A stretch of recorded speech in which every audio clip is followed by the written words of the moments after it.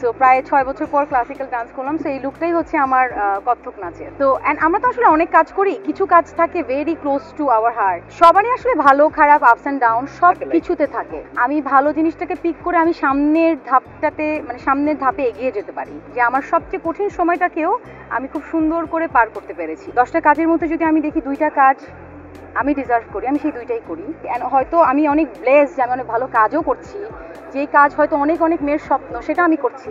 আজকের লুকটা হচ্ছে, আমি তো আসলে নাচের মেয়ে, গ্র্যাজুয়েশন কমপ্লিট করিনি, বাট 5 বছর নাচের প্রশিক্ষণ নিয়েছি আসলে। সো ওই জায়গা থেকে আই লাভ ডান্স। সো অনেকদিন পর সুযোগ হয়েছে কত্থক করার বা ক্লাসিক্যাল ডান্স করার।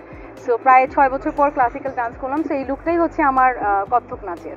আমার কাছে রেকর্ডেড প্রোগ্রামের থেকে লাইভ পারফরমেন্স স্টেজে যেটা আমি আমার অডিয়েন্সের সাথে কানেক্ট করতে পারছি, আমার অডিয়েন্স আমাকে দেখে তাদের যে ভালো লাগা, তাদের যে excitement, I love the most. মানে আমি যদি বলি যে আমার অ্যাক্টিংয়ের পাশাপাশি, আমার অভিনয়ের পাশাপাশি আমার কোন জায়গাটা আমার সবচেয়ে বেশি ভালোবাসার বা পছন্দের, সেটা হচ্ছে আমার স্টেজ পারফরমেন্স, যেটাতে আমি শত শত হাজার হাজার মানুষের ভালোবাসার এক্সাইটমেন্ট দেখতে পারি। আচ্ছা, সেটা হচ্ছে আমি পয়জনের জন্য, আপনারা সবাই জানেন যে পয়জন দীপ্ত প্লেতে ওয়েব ফিল্ম রিলিজ হয়েছে এই বছরে, পয়জন, যেটার এতটা ভালো রেসপন্স ছিল আলহামদুলিল্লাহ, যে যখন আমাদের প্রিমিয়ার হয়, আমাদের প্রিমিয়ারে বসতে দেওয়ারই মানুষ মানে আমরা দিতে পারছিলাম না, এত মানুষ হয়ে গিয়েছিল।